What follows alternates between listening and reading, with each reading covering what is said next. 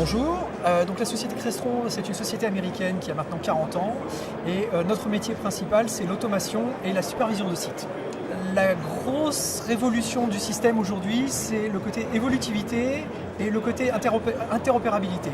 On est capable de rendre tous les éléments interopérables entre eux, de les faire s'adapter à leur utilisation de tous les jours. On va pouvoir créer des scénarios selon l'utilisation de vie de la personne qui vit dans le lieu. C'est très simple de pouvoir suivre son utilisation tous les jours, suivre son planning, savoir comment il fonctionne.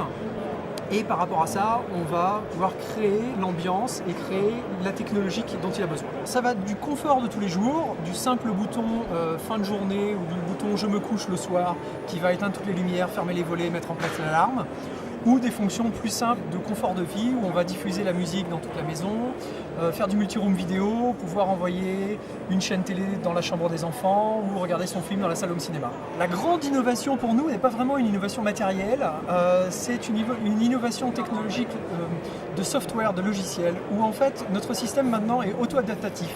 Il va étudier votre utilisation de tous les jours et il va modifier le scénario pour l'utilisation de demain. En termes de chauffage, imaginons par exemple que vous ayez, ou sur la musique, vous rentrez dans votre salon avec la musique qui serait à un niveau 20%.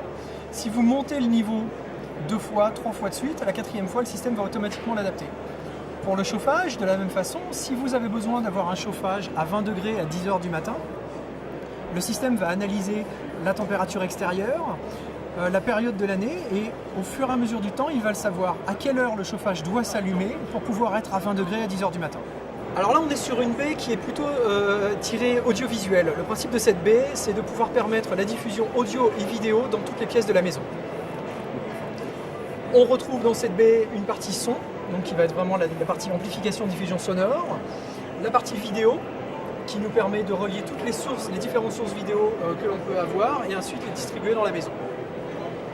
Ensuite, nous avons une deuxième baie qui sera une baie plutôt tertiaire technique où on va avoir toute la partie électrique pour pouvoir gérer toute la partie communication entre les ouvrants, la lumière, le chauffage, la clim et les systèmes d'alarme. Aujourd'hui, on est sur la gestion d'économie d'énergie.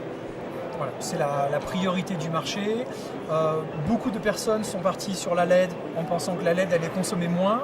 C'est vrai que c'est une première partie, mais la LED c'est la partie extérieure du système. Si vous n'avez pas les bonnes fondations, ça ne peut pas fonctionner correctement.